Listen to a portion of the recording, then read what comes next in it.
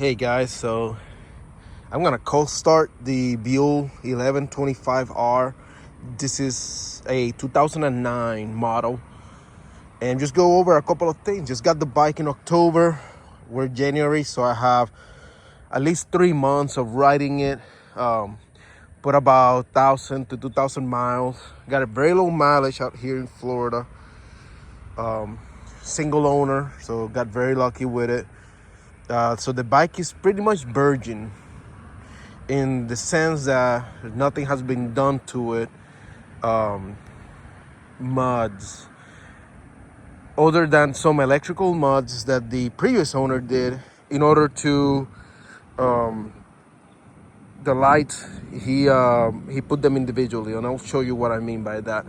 This particular model, Abou, they have an issue with the stator, which is inside that little rotor right there, the rotor and the stator, and they are known for having electrical issues where it drains the battery if you idle it. So you can't even idle this motorcycle. You gotta keep it revved, especially when you go on the lights and that fan kicks in at 200 Fahrenheit in the engine. It will drain your battery. So you pretty much ride this bike with the battery levels showing on your dash. When you hit the toggle button, you hit the button, and it will show you the your battery level. So you want to keep it above 12.9. You don't want to go any lower than that. Once you get there to 12.5, it's gonna stall on you, and you won't be able to get it on. So it is belt driven. It is extremely torquey and fast. Wouldn't recommend it for new riders because it's super torquey, and the engine braking on this thing, it's pretty significant. So it is an old bike, so I expect that if you're looking for a more reliable bike, I will not recommend this. This bike requires somebody that's mechanically inclined and that can do certain things to it.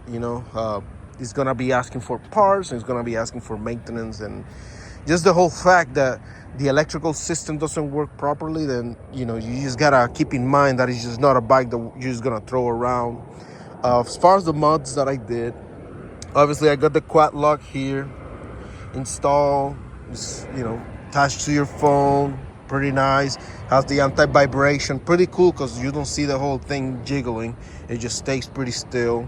I got this thing out of Amazon. It's a power plug. It's hit the on, and you can put USB, USB-C, and it shows you the battery level right here, but it's not accurate. So I bought it for that intention, but it's not accurate compared to what you see on your screen down below. So I don't use it for that reason.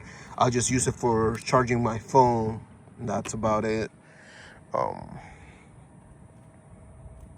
Let's see. Belt driven. Also, another thing to keep in mind, they don't make these belts anymore, and they're really pricey when you find them, and pretty much they're gonna be used. So I got this one with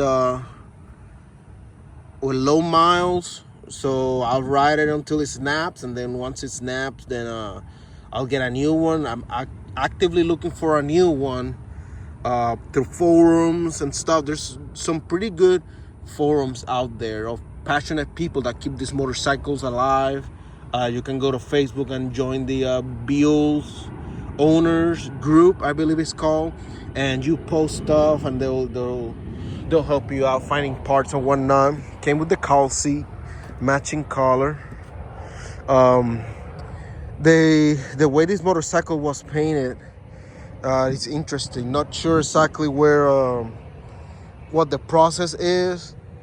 It gives you a very nice finish, but however, it's scratched so easy. As you can see, you got mini scratches everywhere. There's no real paint correction in it. The fuel tank, it's right here in that diaphragm, and keeps the balance of the motorcycle low. talking about things that I did to this motorcycle. So this motorcycle known also for the clutch weep, and what it means is that the clutch pressure plate or what's enabled that action goes bad very early. This motorcycle is 4,000 miles and it went bad and it started leaking that DOT4 liquid, which is super corrosive. So it took out the decal out of here, so you only see that it was painted black before. Took some of it here, and just all around it, you see the paint coming out. That's that DOT4 for you. So yeah, just corroded. I'm looking later, probably I'll go ahead and paint all of that, but right now just trying to get by. So I swapped that. There's good videos on YouTube that you can look, and the guy does a pretty good review on that, on how to get it done. So I was able to get that completed here in my own home. Just gotta watch out, most of these parts are aluminum, so you don't want to cross thread anything. Let's see what else. Looking for a new exhaust to change it. That's in the plans. Look at this front brake. It's interesting, right? It has a whole radio. It's got pretty good stopping power, like really good. And very nice, very nice. So over here, this is the mod that I was talking to you. This is not OEM. This light switches right here. So what the previous owner did is that he isolated each light, because like I told you guys, the motorcycle has this problem where it drains your battery, so you don't want to put too much load on it, especially if you're not using it during daytime. So when not used, you flip it down, and I'm gonna show you the front. It's not gonna use your front lights during the day. You only have the side lights, which are LED. They don't drain that much. This cable right here that you see is part of that power bank or charger, and I rerouted here into the battery. And yeah, let's go ahead and start it. So the ignition shows you that. Hit the run, and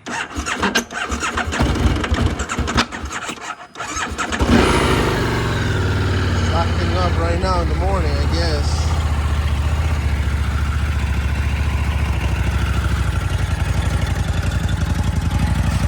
So you see the lights, only that and that one during the daytime. And if I hit one of those switches,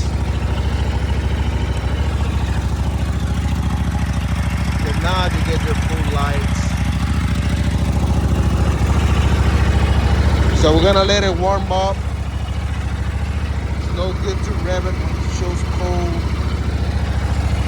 We're not gonna do that.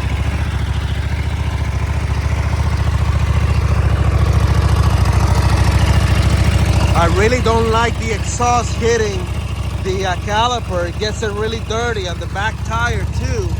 You can see it's really dusty. So I'm looking for a new exhaust to where it points it out, to the outside, or just swing it out the way. Right now it just gets it super dirty.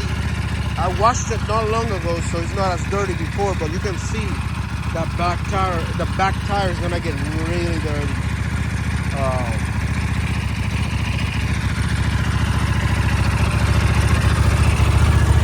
Once it gets to temperature, I can rev it up, but it's gonna stay like that for maybe a couple of minutes.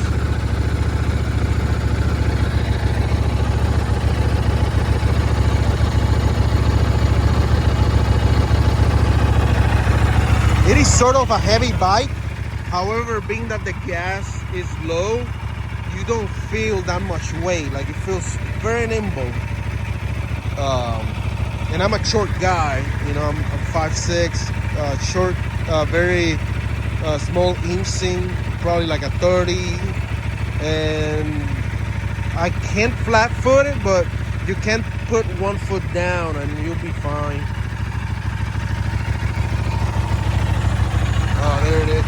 once it stops, you're gonna see that's atmospheric temperature.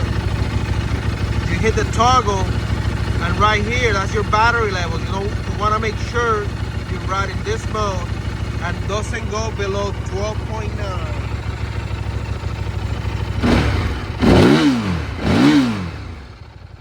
Sounds pretty nice.